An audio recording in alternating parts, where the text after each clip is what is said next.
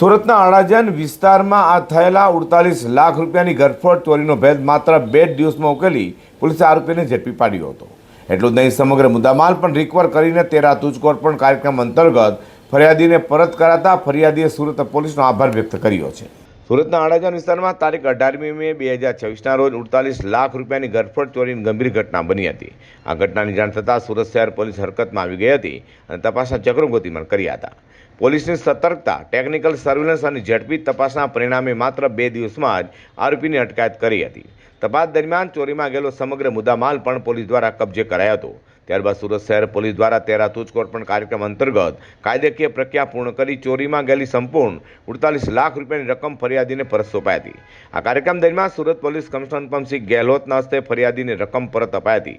પોતાની મહેનતની કમાણી આટલા ટૂંકા સમયમાં પરત મળવા ફરિયાદીએ ખુશી વ્યક્ત કરી છે।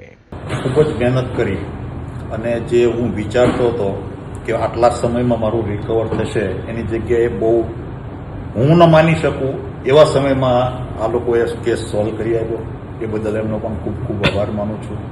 બીજું કે સાહેબ 18/5 મારા ઘરે 2:30 થી 3 વાગે ઇન્સિડન્ટ બન્યો। મારી દીકરીએ 3 ને 5 કે 10 112 પર ફોન કર્યો। ફોનમાંથી સીધો 112માંથી એવું કહેવામાં આવ્યું કે તમારો ફોન કન્ટિન્યુ ચાલુ રાખજો, અમે 5 મિનિટમાં ત્યાં પહોંચીએ છીએ। અને સાહેબ 5 મિનિટમાં PCR વાન ત્યાં આવી ગઈ। પણ એકચ્યુઅલી તો સ્ટ્રેસમાં હતો, સાહેબે મને સાંત્વના આપી, પણ મને વિશ્વાસ નહીં હતો સાહેબ, દિલથી કહું તો એમ છતાં એમને કીધેલું એ કરી બતાવ્યું, એ બદલ એમનો પણ ખૂબ ખૂબ અભિનંદનને પાત્ર છે એમની ટીમ એમ।